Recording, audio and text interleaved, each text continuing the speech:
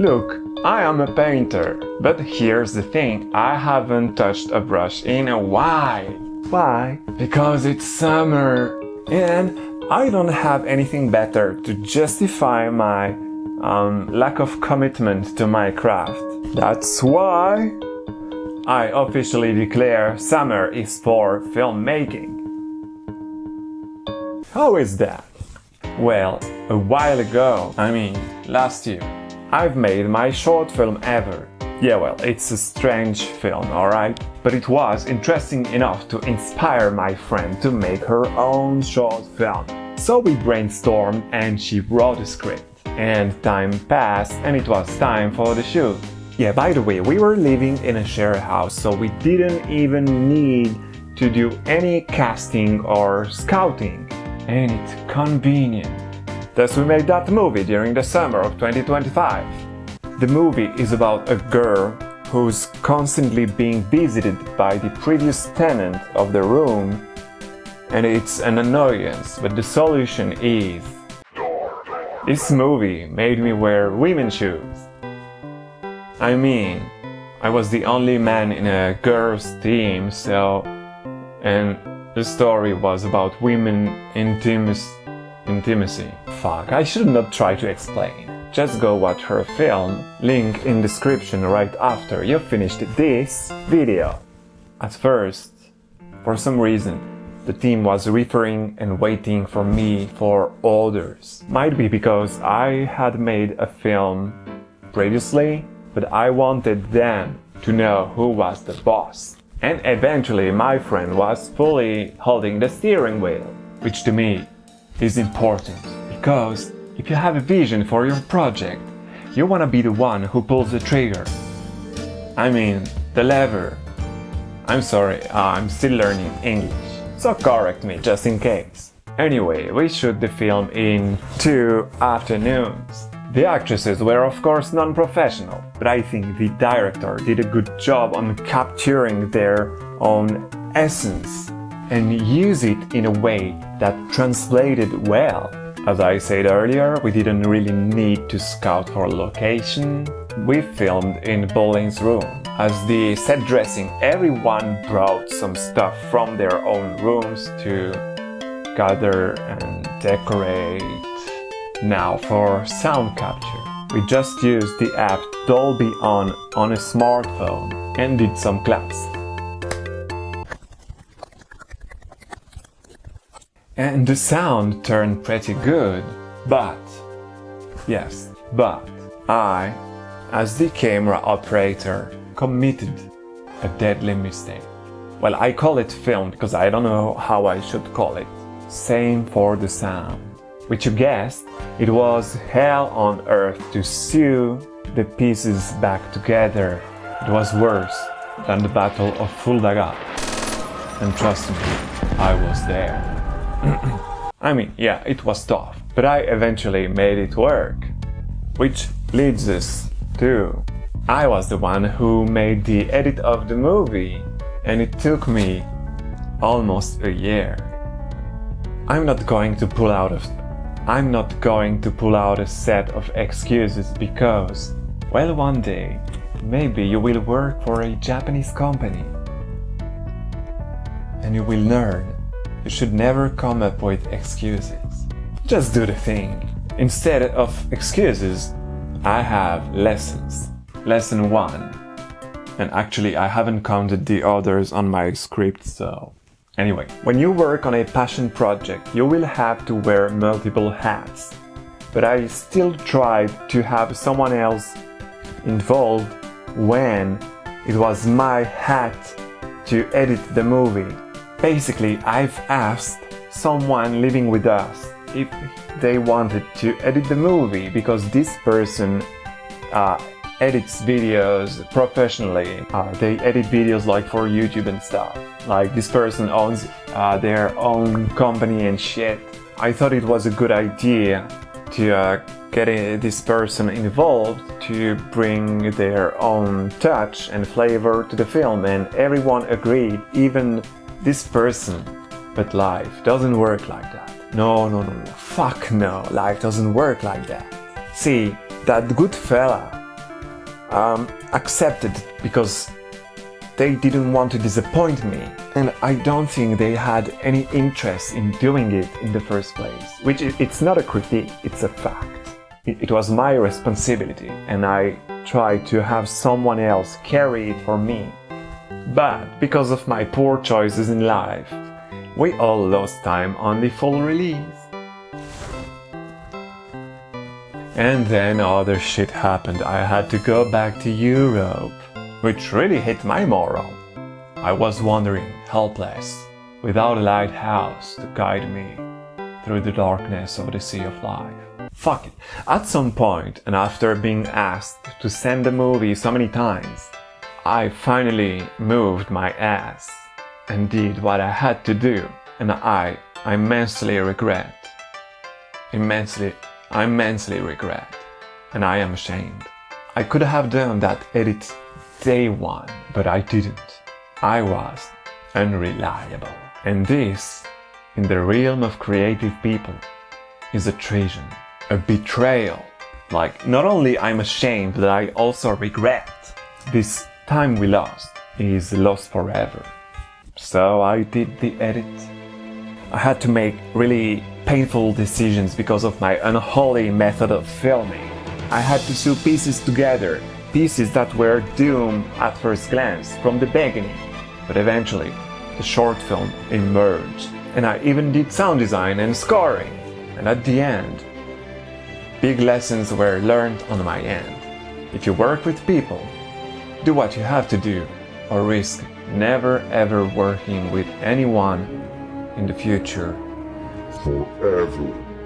Motherfucker. But wait. I say the summer is for filmmaking. Yeah, right. And now it's summer, right? Yeah, right. Well, look at that. Goten made another film. But before we talk about that, I'm not going to ask you to like and subscribe because you will do it anyway. Or should I sell my soul and ask you to? Future will tell.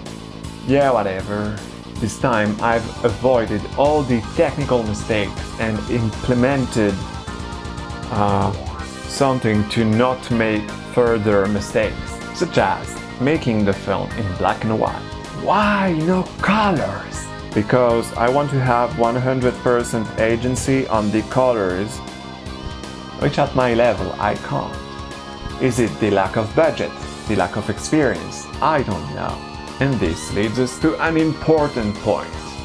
Before I even wrote the script and shit, I was establishing and listing all my resources available. This was the first point. Next point was, I needed actors. I could have made a movie about a story of two stones, but I wanted human characters this time. Downside, I was back in the hood and everyone is either already dead or living far, far away or doing stuff with their kids. Fuck, kids. We were the kids like yesterday. Whatever, I text that one guy who was still there. He said yes, but was kinda hesitant. So I had to think about a solution to have him play in my movie, and I had to think fast. And the solution was, I told him I was writing a script with only improvised dialogues. And he agreed. He agreed. For a month, I did nothing. I just did nothing. Not a single line.